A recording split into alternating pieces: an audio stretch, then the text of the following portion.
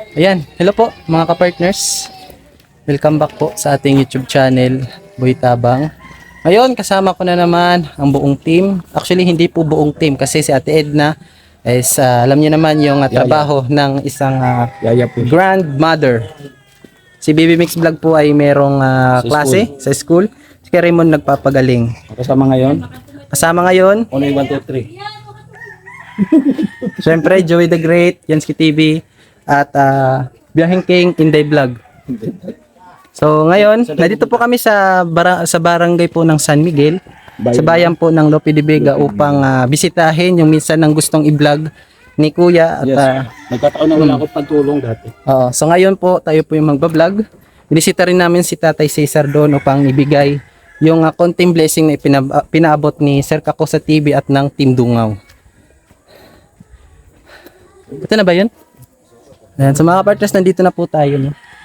Sa bahay na ito ay may dalawang matanda na kapit kamay na nagmamahalan kahit sa kasagsagan ng kahirapan.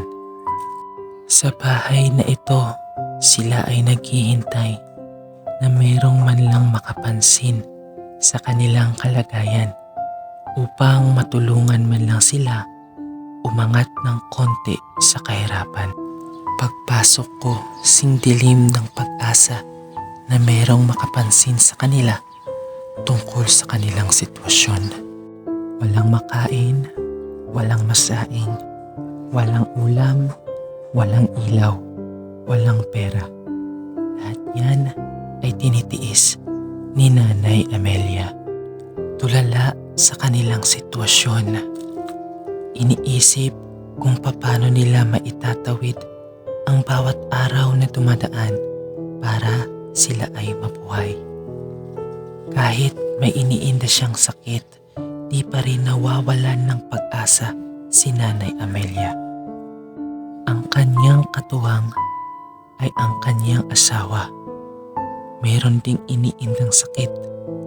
Walang iba kundi si Tatay Catalino. Hindi makalakad dahil sa di matukoy-tukoy na sakit. Walang pampagamot dahil sa walang kapera-pera. Mga kapartners, patuloy niyo pong panoorin ang video at tapusin. Yung mga bahay po dito is talagang may mga, kita nyo naman po. Kasi bundok na po to. Ito po dito yung kukumustahin natin yung kalagayan. Maupay! Mayo! Hindi makiuswag. Pambuhan. Suwag pambuhan. Maupay nga kulop. Maupay nga kulop, Nay. Kamusta? Pwede makituloy?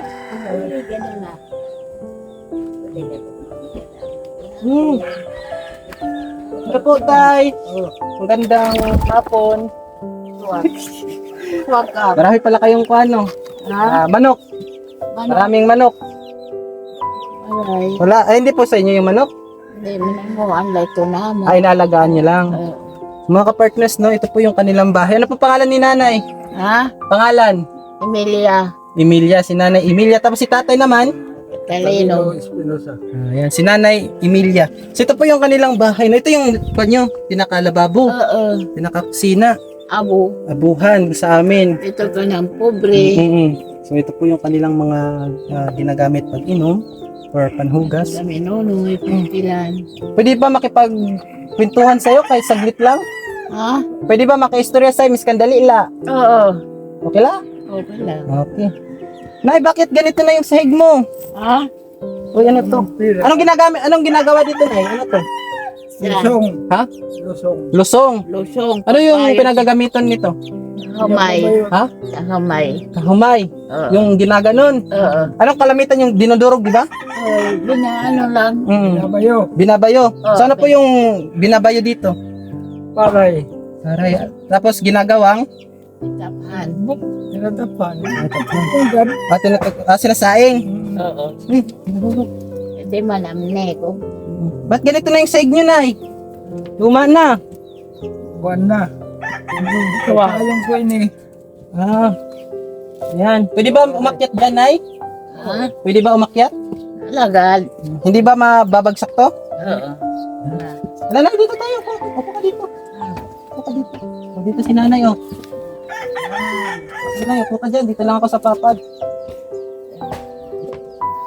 Saan? Ano? Saan? So ito? Tagad mo. Sige, ano ka na po? Yan. Hindi na kaya. Bakit, Nay? Kuwan. Upo ka, Nay. Ayan. So mga ka-partners, na nandito na tayo sa bahay ni Nanay Amelia. So, kumusta si Nanay Amelia? Kumusta si Nanay Amelia? Ganda gihapon. Ganun pa rin. Si Tatay Kwan, Pero, mahina na, hindi ka makatrabaho. mahina na. Bakit po? Mahina ang kalawasan. Anong sakit ni Tatay? Anong pangalan niya, Tatay? Ayan, si Tatay Catalino. So, anong sakit ni Tatay Catalino? Tumutuhod ko. Masakit. Ang sakit. Si Nanay naman po, merong iniindang sakit din. Si Nanay Amelia. Ganun din, pares po kayo. Oo. So, paano naman po kayo nakakapag yung pagkain niyo pang araw-araw, yung bigas, ulam? Nauran. Ay, beda ko na kami dinagdagan. Ang mga anak at mga anak. Nangihingi na lang kayo sa mga anak niyo. Nung kakanak sa litro, sa diamond. Mga mampapadagan. Si Tatay Catalino po ba ay ilang taon na? 71 na si Tatay Catalino. Parang kan pa rin, no? Parang masigla pa rin kung sa appearance lang. Pero talagang may iniindang sakit yung mga tuhod. Matagal na po ba kayo dito nakatira, Tay?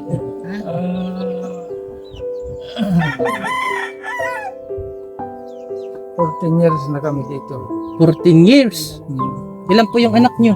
Wala rin kami anak. Wala kayong anak. Wala. Ano yung sabi mo na nanhingin ka doon sa mga anak? Sino po? May anak siya sa una. Mayroon siyang anak sa una niyang asawa. Sa akin lang. Sa iyo lang. Ilan po yung anak niyo dati, Nay? Ito sa Manila, tulo. Sa ilani. Nagpapadala naman po ba dito? Diyan ay ako dadan 300. 300. Oo. 200. Kada buwan yon, kada buwan. Hindi. Hindi. Minsan lang, minsan. Minsan Kasi lang. sa pamilya naman siya doon. Mm. May mga anak na pinapaaral. Siyempre, Oo, yung opo. natitira sa budget Oh, ng budget. kanyang mga Oo. anak, yan ang pinapadala dito. Paano naman po, yun, Tay Catalino, kung halimbawa hindi sila magpadala, Ay, tapos wala kayong trabaho, yung inaatake kayo ng sakit nyo sa tuhod, tigaya, naghahanap sa iba. naghahanap, Mangutang. nangungutang. Kung na siya magpautang. Kung waray, o kagdala kami butig. Saging. Luma. Tay Catalino, ano yung masasabi nyo po sa sitwasyon po ninyo ngayon? Eh, ang masasabi ko, magtitiis lang kami kay wala. Titiis lang. Titiis lang sa kawara. Magkukuhan ko ng mayaon. Pagkain. Waray, ilubla. Nakakakain naman po ba kayo 3 beses sa isang araw? Nakakaraos na. Nakakaraos naman. Pero yung kinakain nyo lang yung mga root crops, yung mga kamuting kahoy, ganun. Wala, ngayon lang. Gulay. Yan. Paano naman po yung mga yung mga sakit nyo sa mga tuhod po ninyo? Napacheck up po ba yan? Mayroon pa ba kayo Wala. nangyaring gamot? Wala. Agad kami noon ay churosika, pinaman ay papamasahin na mo. Oo. So, bali, nagtitiis lang po talaga kayo sa sitwasyon ninyo. Kung may dumating na tulong, yun. Yung siya naghahatag 20, pero mapalit na ng kape. Pag mo naman naman pagkakape. Ano naman po yung ginagawa nyo dito araw-araw? So, yung kwan po ninyo, yung routine po ninyo, yung araw-araw nyo na ginagawa, ano naman po? Dito lang, nag-alaga ako ng manok. Yan, akin dyan, alaga. Pinapaalagaan lang po sa inyo. Meron naman po kayo nun? Mayroon. Ate kami sa sisiyo. Sa sisiw. Tapos yun yung pinapalago po ninyo. Tapos, Oo. ganda rin po, no? May ilaw po ba kayo dito, Tay? Paano nga kami magkakailaw? Siyempre wala namang magpapasaksak sa amin kasi wala kami pambayad. Kahit solar lang sana, no? Wala lahat kami. Walang sulat. Libreng lugar la. Wala namang kami magsasaksakan kasi ang tao, di ba, maganda yung mabuti. Ang masama ay masama. Kahit tutulong ka pa para maging mabuti, masama ka pa rin. Kaya, ang gawa ko, hindi ako lumalapit kasi tapos mo na sila matulungan.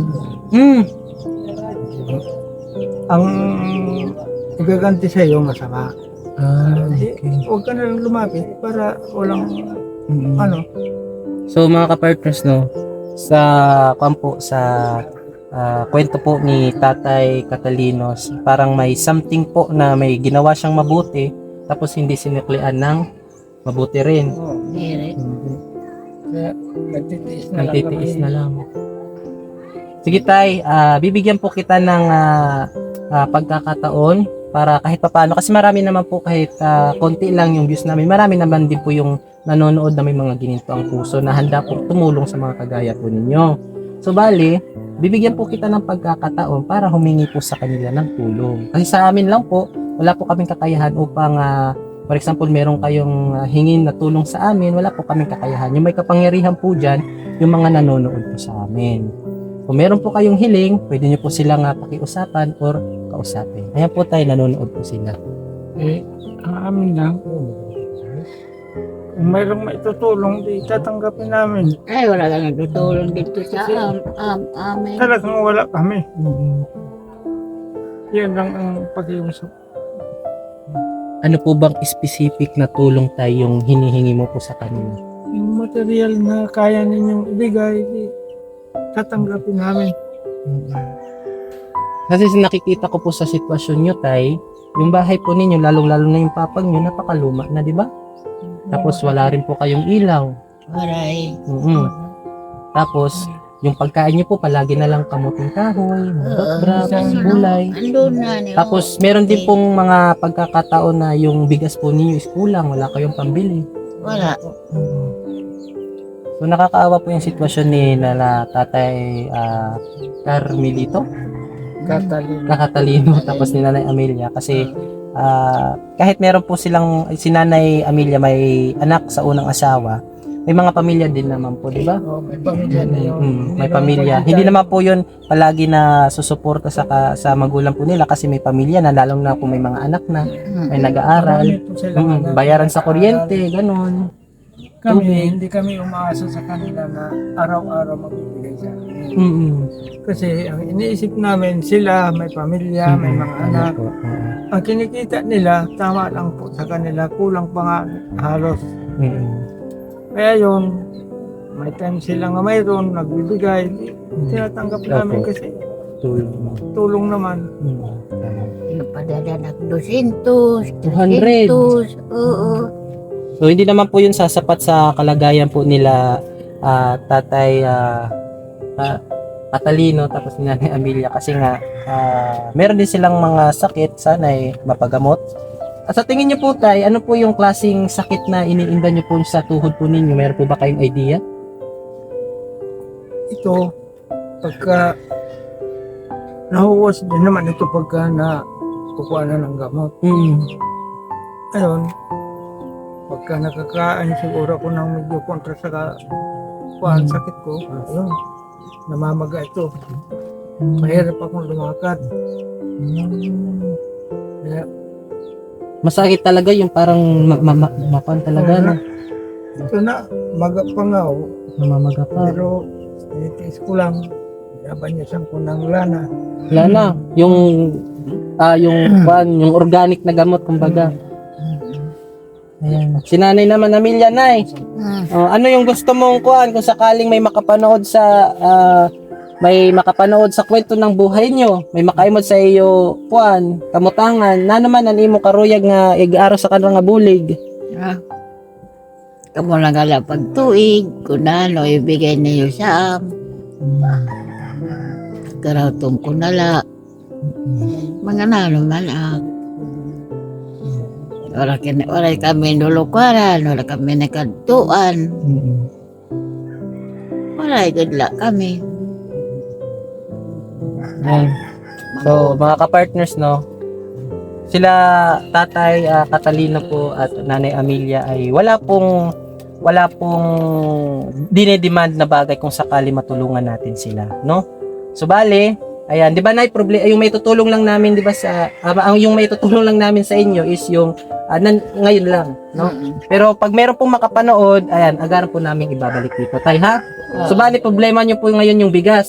Tama? Wala kayong pansaing. Wala. Ayan. Sinagot na po ni Ate Beth Jones yung bigas niya ngayon. Ito na, Nay.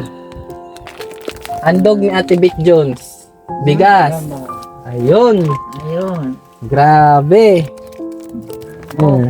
Dinurado. Salamat lang ka. Talagat kami pagkain. Okay lang. Oh, hindi po yan galing sa amin, Nay. Kay Ate Beth Jones po yan. Tulay lang kami upang ipahatid yung kanyang tulong sa mga kagaya po ninyo. Nandyan po siya nanonood. Yan, sa kanya po kayo magpasalamat. Kasi kami lang po yung tagahatid. Salamat ha. Kaya po nanonood siya. Kamu na lang bahala sa maluoy. Kay maharap ka naman pumprigad kami. Wala kami kinagantuan. Dahil nga mag-ihapon na lang kami kape. Kapi lang. Oo, mag-uutang nga kikilop. Mga maihapon na may gabi. Baga na, numala. Kay walay. Kawawa naman si Nanay Amelia. Ako nga ni, dahil madanawatan na sa kalawas. Walay bulong-bulong. Kanya naman nagpapalit. Wala. Ayan, Tay. Ikaw naman po, ano yung gusto mong sabihin kay Ate Beth Jones na sinagot niya yung inyong bigas? Maraming salamat na tulong mo sa bigas kasi Hindi kami wala pagkain. kami pagkain. Salamat na lang na Salamat kayo din, alam tulong ba? na- So yan, Ate Beth Jones, thank you so much po sa inyong ibinigay na pagmamahal po, lalong-lalo na po sa head namin. At syempre doon na po sa pinapaadbutan nyo ng tulong sa pamamagitan po ng iyong pabigas. Marami pong tao yung natutulungan, lalong-lalo na yung problema po nila is yung bigas talaga, yung kalamitan, no? Kasi kahit may bigas, no, merong asin lang po dyan, okay na. Oo, asin. Lalong-lalo na sila po ay mahilig po magulay, o kahit gulay na lang mamaya, no? Oo. Ayan. Thank you so much, Ate Beth Jones. At syempre, sa head po namin, si Kuya Joey, na ito, patuloy po kaming sinusuportahan at walang sawang ginaguide po kami kung paano po maglingap sa mga kababayan po nating mahihirap dito sa Northern Samar. Syempre, nandyan rin po na walang sawang sumusuporta sa The Great Timoray noon. Manay Anderson, thank you so much po. Kay Ma'am Irene Biswilan, thank you so much. Kay Ma'am Hawaii, kay Ma'am Okidoki from London, kay Tita Marcelina, kay Ate Selena Barbosa, kay Ate Chari, no? At kay Manay ng Bicol, thank you so much po. Maraming salamat. Kay Ninang Janet Galban Salazar, kay Tita Malo de los Santos, kay Ma'am Hayat Mix Vlog, at kay Ate Rosa Giri Vlogs. Maraming salamat po. At Edna Malinaw, yun, Ate Beth Jones, yung nagbigay kulay po sa vlog po natin ngayon. Maraming salamat. Ayan, Tay, pag merong makapanood po sa kwento ng buhay nyo at magbigay kahit konting pagmamahalan para sa inyo, kahit malayo pa po yan, agaran po namin dadalhin dito, ha? Yan. Sa ngayon po kasi, kung sa aming personal na tulong lang, ay talagang kahit ngayon, bibigyan po namin kayo ng konti.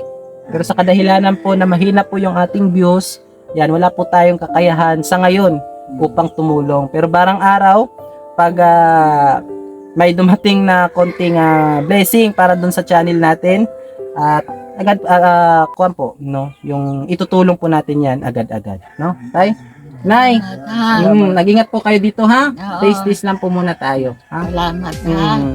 Po, Nay, walang problema. Tay, thank you so much, no? Mga partners, hanggang dito na lang po muna yung ating vlog. Mag-ingat po tayo palagi at syempre kampay sa Nara Adjust mga ka-partners. Bye-bye po. Laging nagkakaisa at palaging